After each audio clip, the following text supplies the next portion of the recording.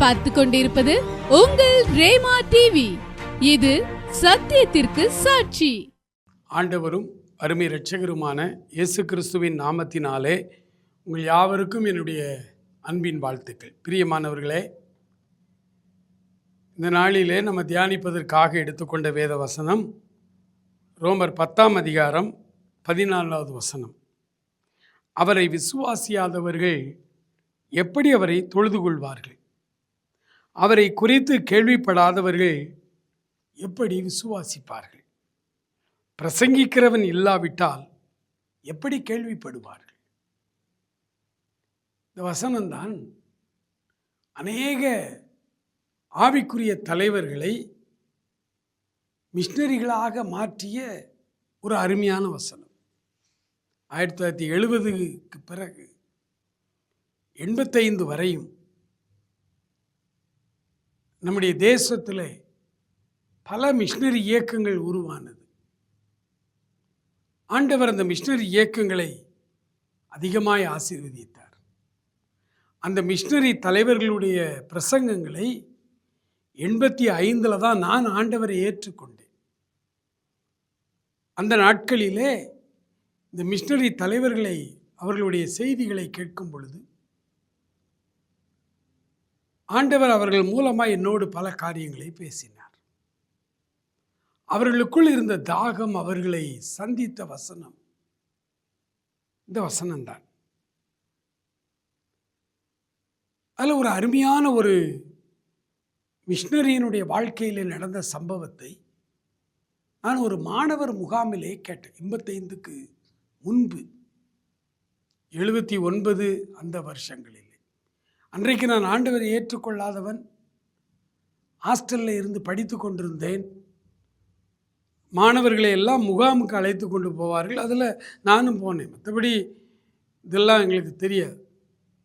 இந்த முகாமிலே சொன்ன ஒரு செய்தி அப்படியே என் உள்ளத்திலே பதிந்து விட்டது.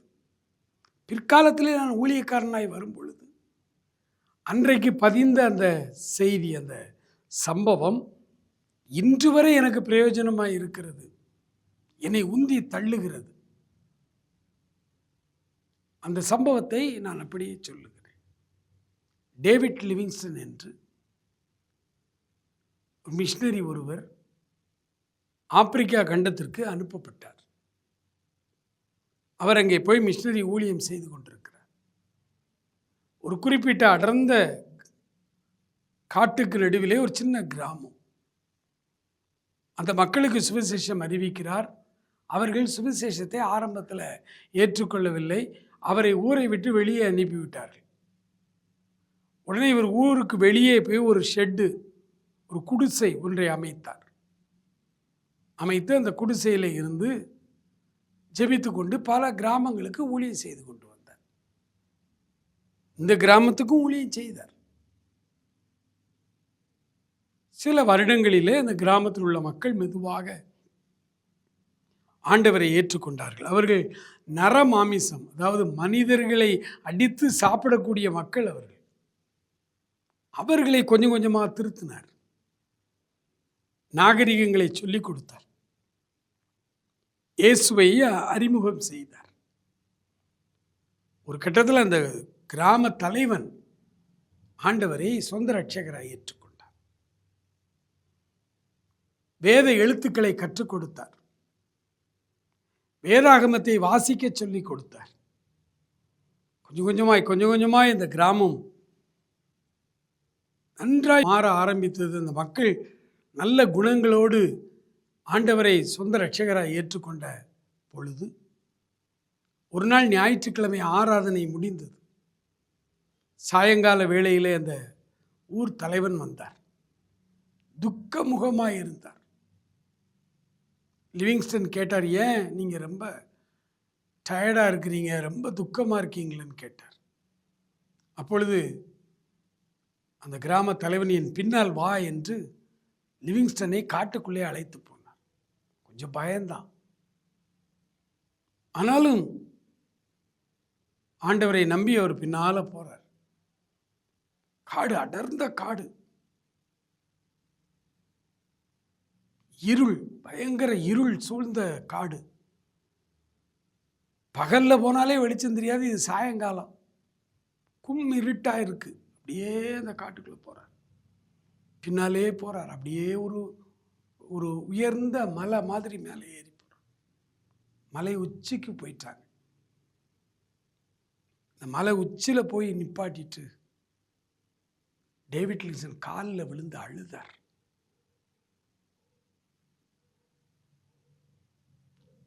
டேவிட் லிவிங்ஸ்டன் என்ன என்று கேட்ட பொழுது கிராம தலைவன் சொன்னான், ஐயா,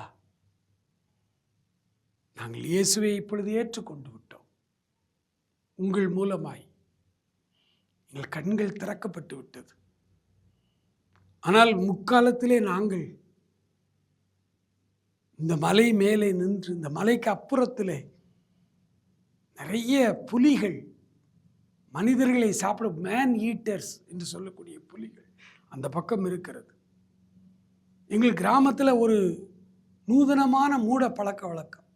ரொம்ப வயசாயிற்று, இனி பிழைக்க மாட்டாங்க, சீக்கிரம் இறந்து விடுவார்கள் என்று சொன்னால் அவர்கள் இறந்து விடக்கூடாது. இறந்துட்டா அவங்க பரலோகம் போக முடியாது. சாவதற்கு சில நாட்கள் இருக்கும் பொழுது அவங்கள அப்படியே அள்ளி தூக்கி கொண்டு வந்து இந்த மலை மேலேருந்து அந்த பக்கம் அப்படி உயிரோடு போட்டுருவோம். அவர்கள் அந்த பக்கம் கீழே போய் விழவும், இந்த புலிகளை அடித்து சாப்பிடும். அப்படி மரணம் அடைந்தால் அவர்கள் பரலோகம் மோட்சம் போயிடுவாங்கன்னு சொல்லி எங்களுக்கு ஒரு பழக்கம், ஒரு மூட பழக்க வழக்கம். எத்தனையோ கிராமத்து வயதானவர்கள் இந்த 2 கையால் தூக்கி அங்கே போட்டிருக்கையா. என் அப்பாவை தூக்கி அங்கே போட்டது நான் தான். நீங்க கொஞ்ச நாளைக்கு முன்னாடி வந்து எங்களுக்கு இந்த இயேசுவை சொல்லியிருக்க கூடாதா? எங்களுக்கு தெரியாது சாமி, எங்களுக்கு தெரியாது. இப்போ நீங்கள் ஆண்டவரை சொல்லி எங்கள் கண்களை திறந்த மாதிரி நீங்கள் ஒரு வருஷத்துக்கு முன்னாடி 2 வருஷத்துக்கு முன்னாடி வந்து சொல்லியிருந்தீங்கன்னா எவ்வளோ நல்லா இருக்கும். இது டேவிட் லிவிங்ஸ்டனுடைய வாழ்க்கையில் நடந்த சம்பவம்.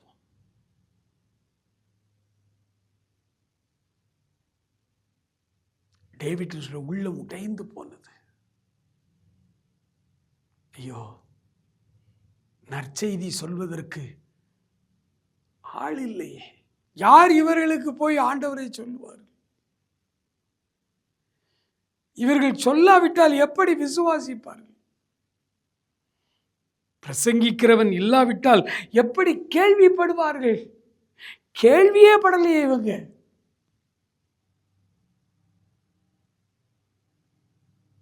இந்தியாவில் கோடிக்கணக்கான மக்களுக்கு இன்னும் இயேசுன்னா யாருன்னே தெரியாது. நம்புறீங்களா?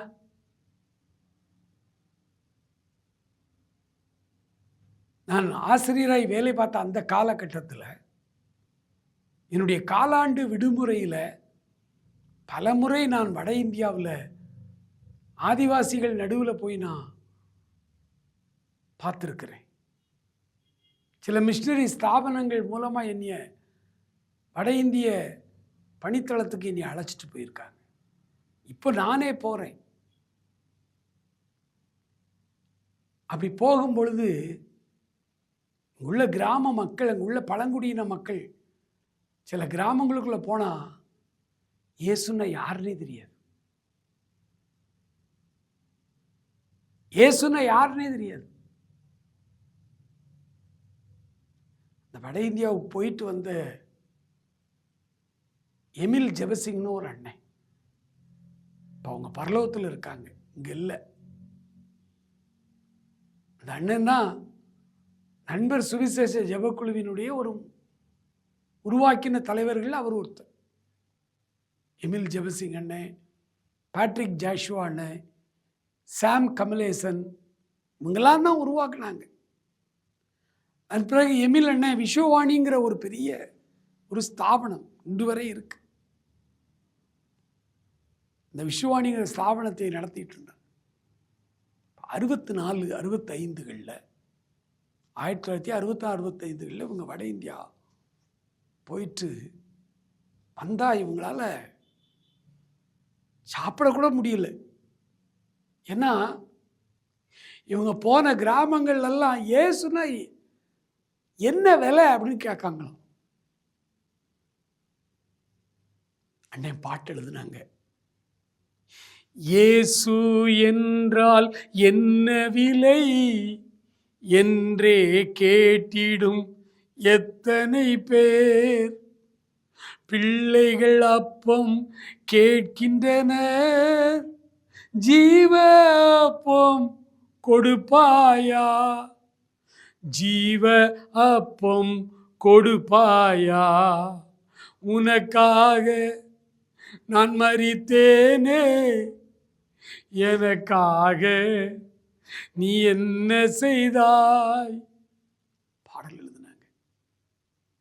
கிதியோனியர் முகாமில் பாடினாங்க. நண்பர் சுவிசேஷ ஜெபக்குழுவினுடைய அறைகூவல் மீட்டிங்ல எல்லாம் பாடினாங்க. ஆனுவல் கன்வென்ஷனில் பாடினாங்க. திரள் திரளாய் வாலிப சகோதரர்கள், ஜான்ஸ் காலேஜில் படித்துக் கொண்டிருந்த வாலிபர்கள், விஓசி கல்லூரி தூத்துக்குடியில் படித்துக் கொண்டிருந்த வாலிபர்கள், ஸ்காட் கல்லூரி நாகர்கோயிலில் படித்துக் கொண்டிருந்த வாலிபர்கள் இந்த பாடலை கேட்டு தங்களை அர்ப்பணித்து வட இந்தியாவுக்கு ஊழியத்துக்கு போனாங்க. இன்றும் ஊழியம் செய்து கொண்டிருக்கிறார்கள். அன்புக்குரியவர்களே,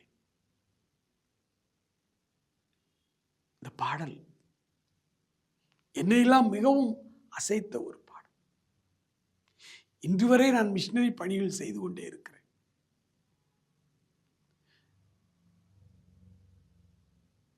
பிரசங்கிக்காவிட்டால் எப்படி கேள்விப்படுவார்கள்? 2000 காலாண்டு தேர்வு விடுமுறைக்கு நான் மத்திய பிரதேசம் போயிருந்தேன். ஒரு குறிப்பிட்ட ஒரு கிராமம், அந்த கிராமத்தில் போய் சுவிசேஷம் அறிவித்தோம்.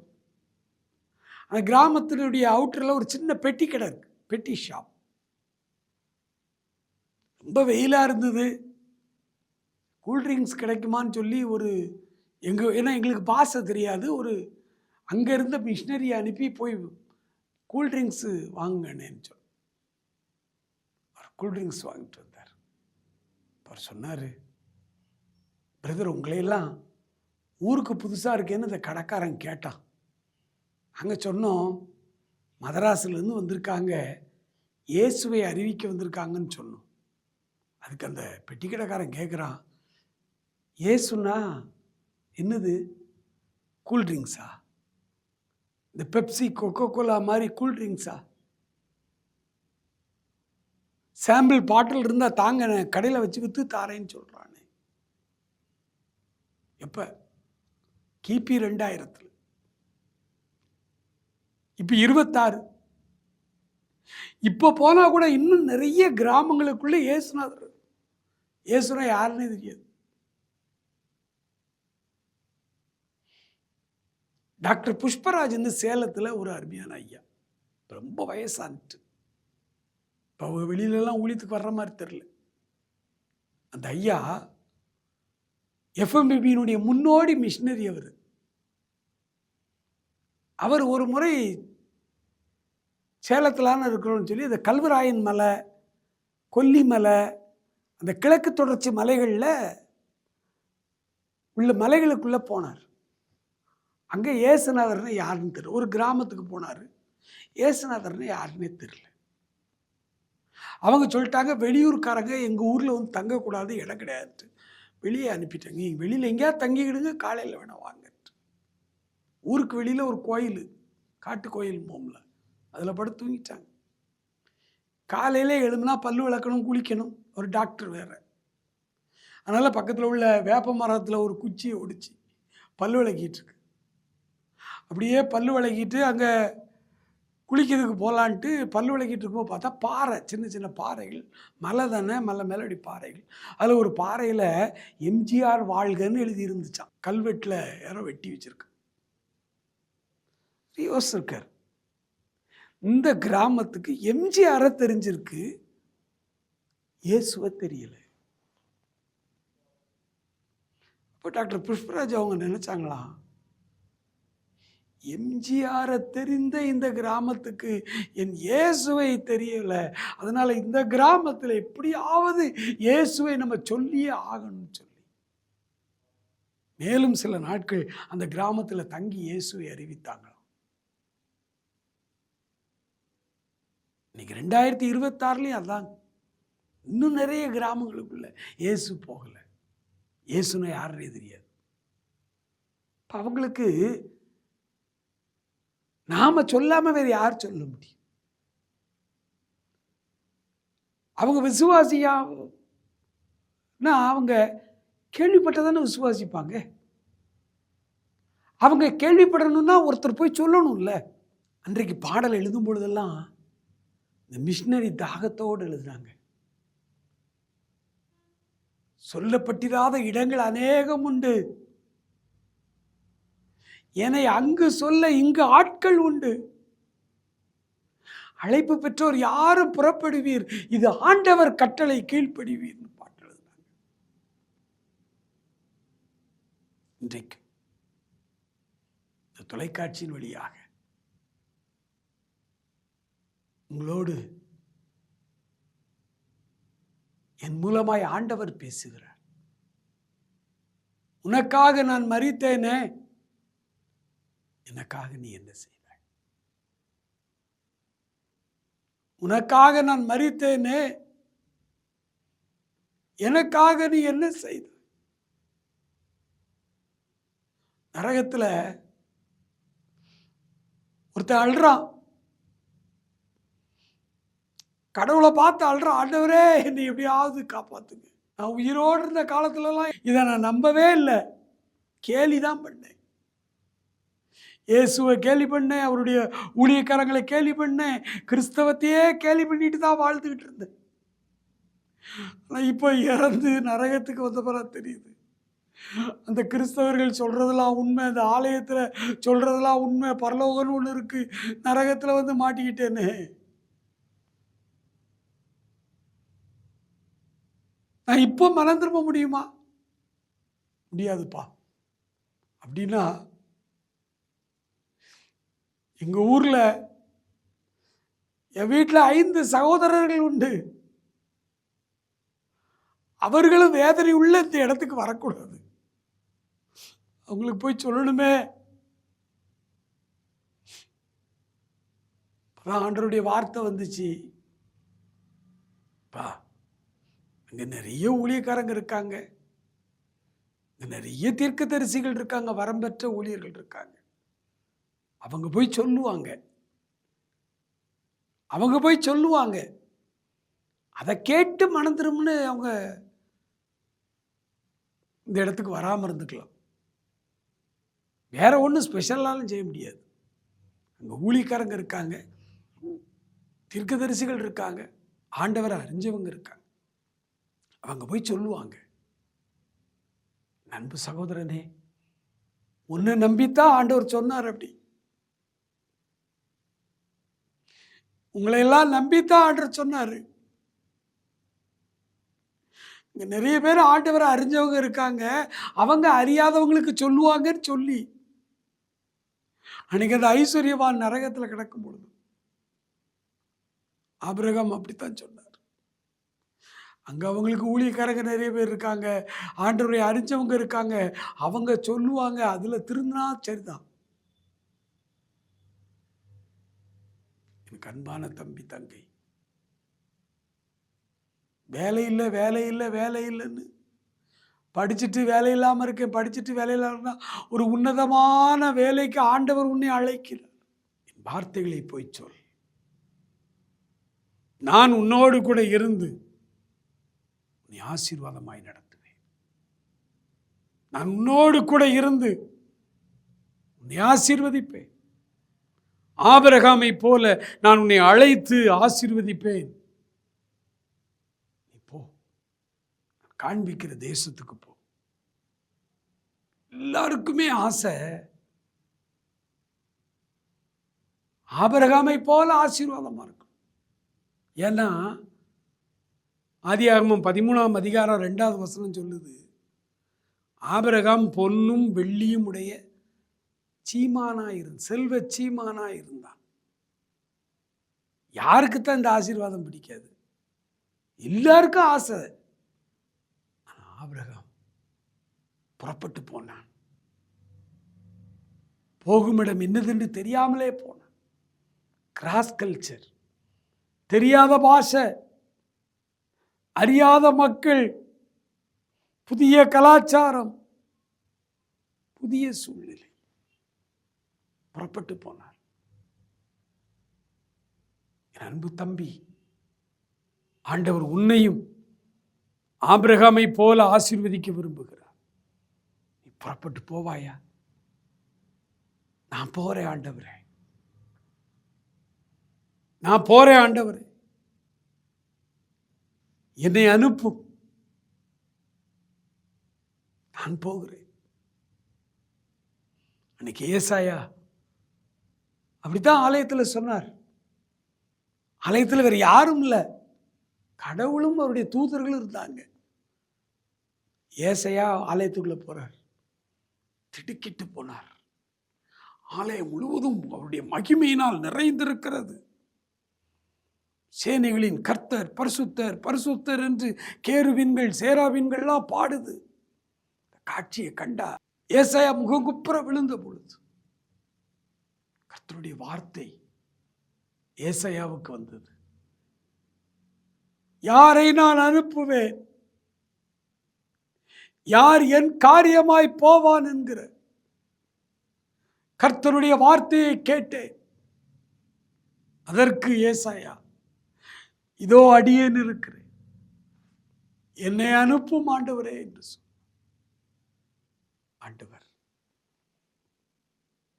இந்த செய்தியின் வழியாய் பார்த்து கொண்டிருக்கிற உன்னை பார்த்து அவர் சொல்லுகிறார், யாரை நான் அனுப்புவேன்? யார் நமது காரியமாய் போவான் என்று ஆண்டவர் உன்னை பார்த்து சொல்லுகிறார். நீ சொல்ல முடியுமா? நான் இருக்கிறேன் ஆண்டவரே,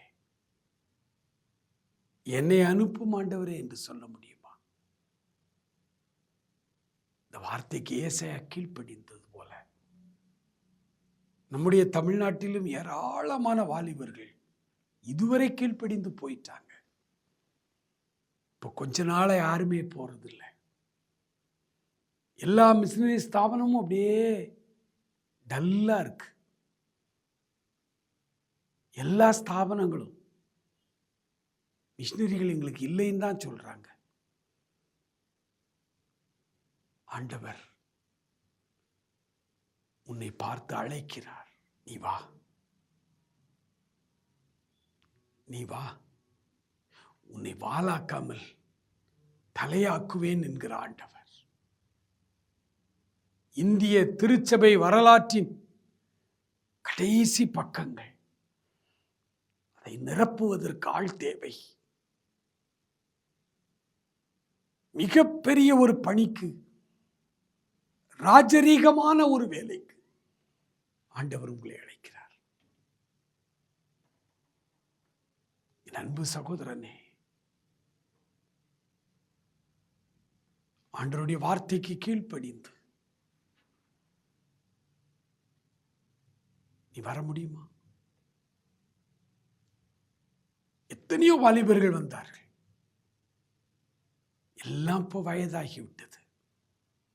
அநேகர் ரிட்டையர்ட் ஆயிட்டாங்க, அநேகர் அதில் மரித்து பரலோகம் போயிட்டாங்க. இன்னைக்கு மிகப்பெரிய வெற்றிடம் இந்தியாவில். ஆட்கள் தேவை, அறுப்பு மிகுதி, ஆட்கள் தேவை. நீ முன் வருவாயா? ஆண்டவர் உன்னை பயன்படுத்த அவர் உன்னை அழைக்கிறார். கண்களை மூடி ஆண்டவரை நோக்கி பார்த்து, ஆண்டவரே, உன்னுடைய அழைப்புக்கு நான் தலை வணங்குகிறேன், என்னை அர்ப்பணிக்கிறேன், என்னை எடுத்து நீர் பயன்படுத்தும் என்று ஆண்டவரிடத்திலே வருவாயா? கண்களை மூடி ஆண்டவருடைய ஊழியத்துக்கு முற்றிலுமாய் உன்னை ஒப்பு கொடுக்கும் பொழுது தேசத்திலே உங்களை எடுத்து அவர் பயன்படுத்த விரும்புகிறார். நன்றி ஆண்டவரே, அநேகரோடு நீர் பேசுகிறீரப்பா. Thank you Lord. அநேகரோடு நீர் பேசிக் கொண்டிருக்கிறீர் ஆண்டவரே. நன்றி ஆண்டவரே. மந்த நிலைமையில் இருக்கிற இந்த தேசத்தின் மிஷனரி ஸ்தாபனங்களை, மிஷனரிகளே தென் பகுதியிலிருந்து இப்பொழுது எங்களுக்கு இல்லை என்று எல்லா ஸ்தாபன அலுவலகங்களிலும் இருந்து ஆண்டவரே எங்களோடு அவர்கள் சொல்லுகிறார்கள், மிஷனரிகள் எங்களுக்கு இல்லை, அர்ப்பணம் உள்ள மிஷனரிகள் எங்களுக்கு தேவை. ஆண்டவர் தம்முடைய ராஜரீகமான பணிக்கு ஆட்களை அவர் எதிர்பார்க்கிறார். பிரசங்கிக்கிறவன் இல்லாவிட்டால் அவர்கள் எப்படி கேள்விப்படுவார்கள்? தேசத்தின் முக்கியமான மாற்றத்திற்கு ஆபிரகாமை போல தனியாயிருக்கிற உன்னை அவன் ஒருவனாயிருக்கையில் நான் அவனை அழைத்து ஆசீர்வதித்து அவனை பெருக பண்ணினேன் என்று சொன்னான். Thank you Lord. தனிமையிலே ஒற்றையாய் நின்று கொண்டிருக்கிறாயா? நீ வா, ஆண்டவர் உன்னைத்தான் அழைக்கிறார். அவர் உன்னைத்தான் அழைத்து கொண்டிருக்கிறார். வாலிபர்களை ஆண்டவரே மறுபடியும் எழுப்பும் அப்பா. மறுபடியும் ஒரு எழுப்புதல் அவருடைய தேசத்திலே தேவை. அறுப்பு மிகுதி, வேலையாட்களோ கொஞ்சம். அறுப்புக்கு எஜமானனாகிய நீர் ஆண்டவரே தம்முடைய அறுப்புக்கு ஆட்களை அனுப்பும் ஆண்டவரே. அநேக வாலிபர்கள் உயிர்ப்பிக்கப்படணும் ஆண்டவரே. அநேக வாலிபர்கள் அக்னி ஜுவாலையாய் மாறணும் ஆண்டவரே. அநேக வாலிபர்களை கர்த்தர் எழுப்பி தேசத்தின் ஆண்டவரே மக்கு ஸ்தோத்திரம் பழங்குடியின மக்களுக்கு நடுவிலே ஒரு முறை கூட உம்முடைய வார்த்தையை, உம்முடைய பெயரை கூட அறியாத மக்களுக்கு நடுவிலே ஆண்டவரே எங்கள் தம்பிமார்களை நீர் அனுப்பும்படியாக உம்மிடத்திலே மன்றாடுதலோடு ஜெபிக்கிறேன். ஹல்லேலூயா, ஹல்லேலூயா, ஹல்லேலூயா. ஒவ்வொருவரையும் தொடுங்கப்பா, ஒவ்வொருவரையும் தொடுங்க ஆண்டவரே. கர்த்தருடைய கரம் உடைய பிள்ளைகளை தொடுவதாக ஆசீர்வதியும் ஆண்டவரே. அநேகரை எழுப்பி மந்த நிலைமையிலே சென்று கொண்டிருக்கிற எங்கள் தேசத்தின் ஆண்டவரே மிஷனரி பணிகளை மறுபடியும் உயிர்ப்பித்து ஆண்டவரே வல்லமையாக எடுத்து பயன்படுத்தும். ஆசீர்வதியும். இயேசு கிறிஸ்துவின் நல்ல நாமத்தில் ஜெபிக்கிறோம் எங்கள் அருமை பிதாவே.